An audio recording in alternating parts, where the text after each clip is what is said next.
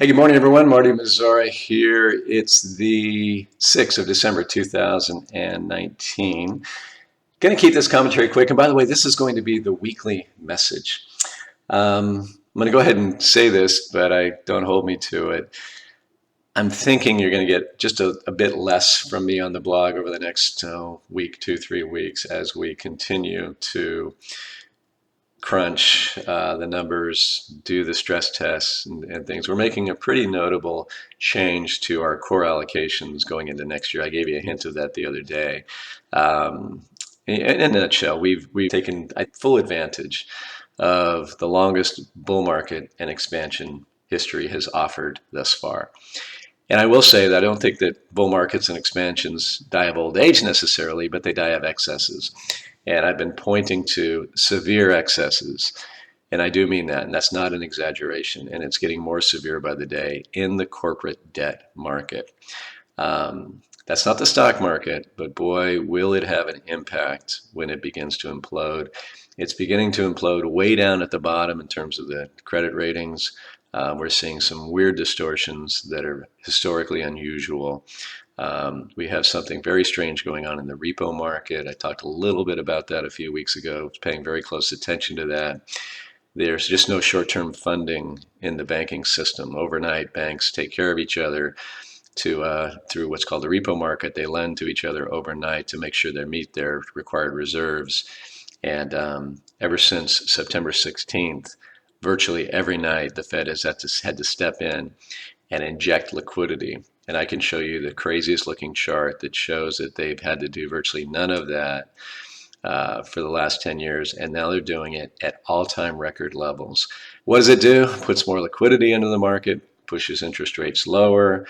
Some of that liquidity could actually find its way to equities. Doesn't have to, because the low interest rates are going to inspire people to go further out on the risk curve and pay for lower quality debt, continue to fund this volcano that I see under the surface, and continue to push equity prices higher. That's going to continue to work till it doesn't work anymore, folks. And when it doesn't, and when the reality hits, I just think we're in for a real ugly bear market. Does it happen this month? No, I don't think so. Does it happen in the next 3, 4, 5, 6 months? Possibly. Does it happen in the next year or two? Absolutely, would be my guess. Could we continue to float this market higher with a lot of artificiality? Yeah, we could. Therefore, back to our allocation mix, it's going to look different. We are not going to be as correlated just to an all-out bull market. We're going to keep some protection on. We're going to continue to hedge our equity exposure, but we're going to mix in currencies. We're going to mix in things that will do well in either environment, so we have a more wholesome, less correlated looking portfolio going forward. Folks, it is absolutely, unequivocally the appropriate thing to do under these circumstances. It allows us to catch upside, to continue to catch upside going forward, and while protecting against the downside. It's different than what we did this last year, but now, more data has come in. Our thesis is more formulated. Still not concluding that, we're right now bearish. I said, a few weeks ago that I think over the next few months, we're going to have a good feel, because if this data continues to trend as it is, we're going to see it in the jobs market. And once the jobs market begins to roll over, I think it's all said and done, regardless of what happens in trade agreements and so forth. Which, of course, brings us to today, right? And this morning's jobs number was off the charts, 266. That's what you see here, 266,000. Now, we got 50,000 back from the GM strike. Those people came back to work.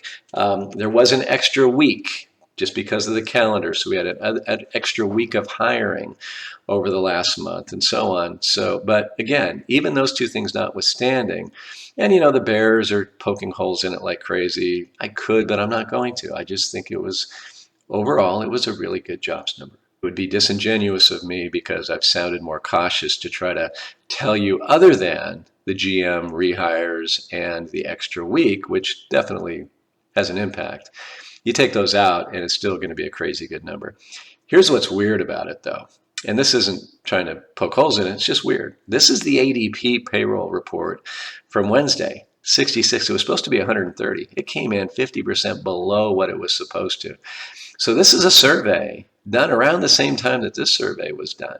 So I don't know what gives, because the ADP payroll company survey said this, the government numbers, the government survey said this. And you'll see differences, but trending wise, month to month, directionally, they tend to be very much the same. So this will get fixed through revisions. This will either get downgraded markedly or revised downward markedly in the months to come. This may get revised upward, probably somewhere in between. But the reason I ran this chart this morning, the yellow line is the S&P 500. And so here we are getting a good spike. Does that mean that this whole cautious narrative of mine just gets thrown out the window just because of this data point?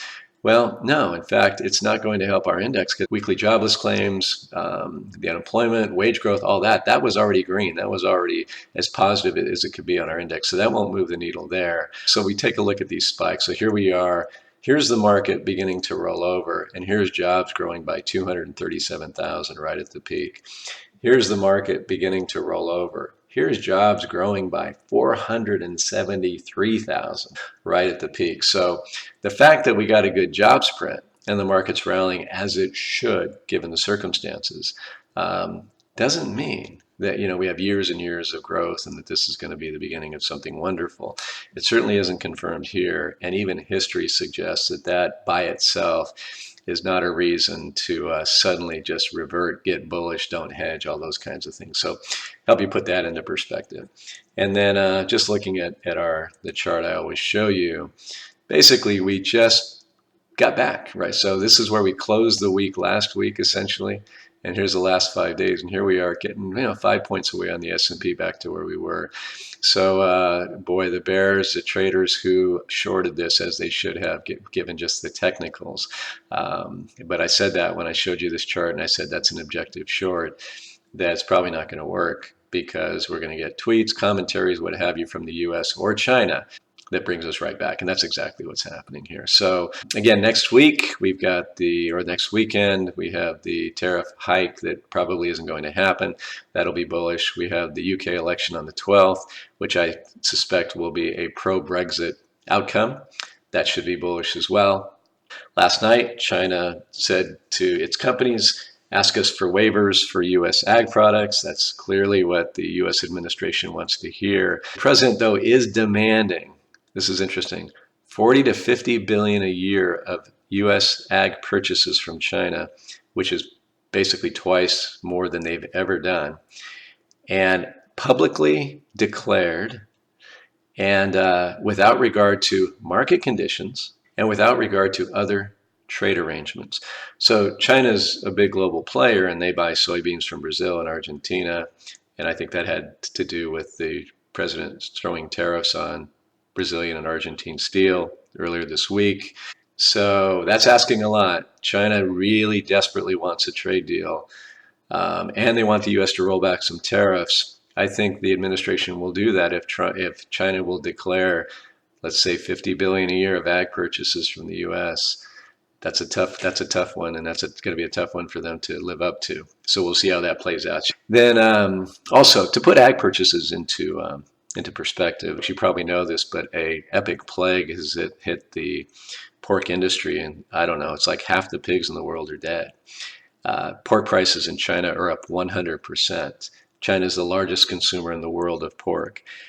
What was a few weeks ago, they got rid of a 5-year-old tariff on U.S. chicken. So timing's good, because it looks like olive branches to the U.S. Well, the reality of it is they need protein big time, and they're seeing some huge inflation on the stuff they eat the most. So folks, it's a strange and wonderful world we live in. That's the weekly message. Have a wonderful weekend. I'll come at you maybe a little less often, or maybe fewer times per day going forward, but absolutely we'll keep you abreast of our thinking. Thanks again. Bye-bye.